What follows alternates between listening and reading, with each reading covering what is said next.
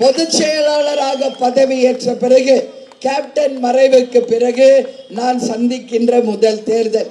முதல்ல உங்க எல்லாருக்குமே இந்த நேரத்தில் என் நன்றியை சொல்லணும். ஏன்னா கேப்டன் மறைந்த அன்றைக்கு தீவுத்துறையில இருந்து நம்ம கேப்டனை தலைமை கழக அலுவலகம் வரைக்கும் கொண்டு சென்ற போது எல்லா தாய்மார்களும், இளைஞர்கள், பெண்கள், சகோதர சகோதரிகள் வழிநெடுக்க இருந்து கேப்டனுக்கு இறுதி அஞ்சலி செலுத்தினீங்களே, உங்கள் அனைவருக்கும் என் இருகரம் கூப்பி என் நன்றியை இந்த நேரத்தில் தெரிவிச்சுக்கிறேன். வழிநெடுக்க மூட்டை மூட்டையா கேப்டனுக்கு மலர தூவி உங்க அன்பை கேப்டனுக்கு செலுத்தினீங்களே, அது வரலாறு இன்னைக்கு. ஏன்னா கேப்டன் கொடுத்த அன்பு பல மடங்கு இன்னைக்கு கேப்டனுக்கு உங்கள் அன்புகளை தெரிவித்துக் கொண்ட அனைத்து சென்னை வாழ் மக்களுக்கும் தேசிய முற்போக்கு திராவிட கழகத்தின் சார்பாக, கேப்டன் சார்பாக என் நன்றிகளை இந்த நேரத்தில் உங்களுக்கு உரித்தாக்குகிறேன். ஏன்னா கேப்டன் மறைவுக்கு பிறகு நான் எங்கும் செல்லாமல் கேப்டனை உடல் அடக்கம் பண்ண அந்த இடத்துலையும் வீட்டில் தான் இருந்தேன். இந்த கூட்டணி முடிவான பிறகு அண்ணன் கேட்டாரு, 40 தொகுதிகளுக்கும் நீங்க சென்று பிரச்சாரம் செய்ய வேண்டும் என்று. எனவே கூட்டணி தர்மத்தை மதித்து அண்ணன் எடப்பாடியார் அவர்களுடைய வாய்ப்பு கேட்டு இன்றைக்கு 40 தொகுதிகளுக்கும் நேரடியாக சென்று அனைத்து மக்களையும் அனைத்து தொகுதிகளிலுமே நான் சந்திச்சுக்கிட்டு இருக்கேன். இன்னைக்கு இந்த கூட்டணி மகத்தான கூட்டணி என்று மக்கள் சொல்றாங்க. அதிமுக தேமுதிக கூட்டணி உருவாவதற்கு முன்பு 40 தொகுதிகளையும் திமுக ஜெயிக்கும் சொன்னாங்க. ஆனா இன்னைக்கு நிலைமையே தலைகீழ மாறிடுச்சு. இதுதான் உண்மை.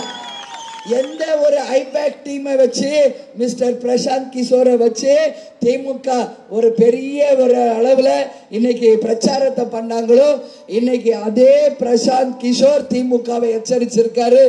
அதிமுக தேமுதிக சாதாரண கூட்டணி இல்லை, இது மக்கள் விரும்பும் கூட்டணி, மக்கள் போற்றும் கூட்டணி, நாளை சரித்திரம் படைக்க போகும் கூட்டணி. அதனால இன்றைக்கு 40 தொகுதிகளிலே 30 தொகுதிகளை இந்த கூட்டணி தான் ஜெயிக்க போகிறது என்ற வெற்றி செய்தியை இன்னைக்கு கொடுத்திருக்காங்க. இன்னொரு 10 நாள் இருக்கு. நாம் அனைவரும் சேர்ந்து கூட்டணி தர்மத்தோட ஒற்றுமையோக இருந்து வீடு வீடாக போய் சகோதரர் மனோவுக்காக நீங்க ஓட்டு கேட்கணும். கூட்டணி தர்மத்தை கடைபிடிக்க வேண்டும். கடைகோடியில் இருக்கின்ற ஒரு கழக நிர்வாகிகள் கூட இந்த கூட்டணிக்காக உழைக்கணும்.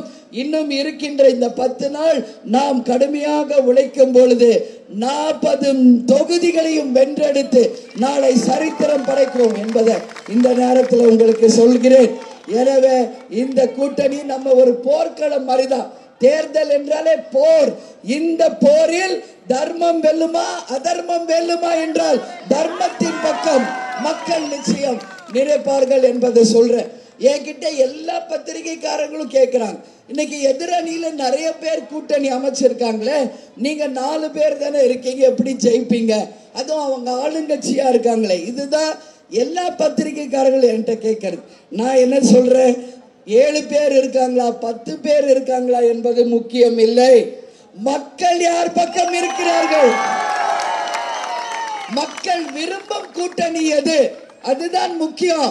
7 பேர் இருந்தா அது ஒரு வானவில் கூட்டணி, அலங்காரமா இருக்கும். ஆனா இது 4 பேர் சேர்ந்த கூட்டணி, பலமான கூட்டணி, மக்கள் விரும்பும் கூட்டணி. எப்பவுமே இந்த கூட்டணிக்கு ஒரு பெரிய ராசி உண்டு. புரட்சி தலைவி அம்மாவும் கேப்டனும் 2011 அமைச்ச கூட்டணி எவ்வளவு பெரிய வெற்றியை பெற்றது. ஆளும் கட்சி எதிர்கட்சி ரெண்டையும் அந்த கூட்டணி வென்றது. அதே வரலாறு திரும்பும். ஏன்னா அது ஜெயாவும் விஜயாவும் அமைத்த கூட்டணி மகத்தான வெற்றி பெற்றது. அதே வரலாறு தான் இப்ப 2024 அண்ணன் பழனிசாமி அவர்களும் பிரேமலதா விஜயகாந்தும் அமைத்திருக்கிற இந்த கூட்டணி மீண்டும் வரலாற்றை படைக்கும். மக்கள் பேராதரவோடு, ஒட்டுமொத்த கழக நிர்வாகிகள் தொண்டர்கள் பேராதரவோடு, கூட்டணி தர்மத்தோடு நிச்சயமாக நடக்கின்ற லஞ்சம், ஊழல், கஞ்சா, சட்டம் ஒழுங்கு எல்லா பிரச்சனைகளுக்கும் தீர்வு ஏற்பட மகத்தான வெற்றியை புரட்சி தலைவர் கண்டெடுத்த வெற்றி சின்னமும் இரட்டை இலை சின்னத்திலே அமோக வெற்றியை தரணும் சொல்லி இந்த நேரத்தில் உங்க எல்லோரையுமே நான் பார்த்து கேட்டுக்கிறேன்.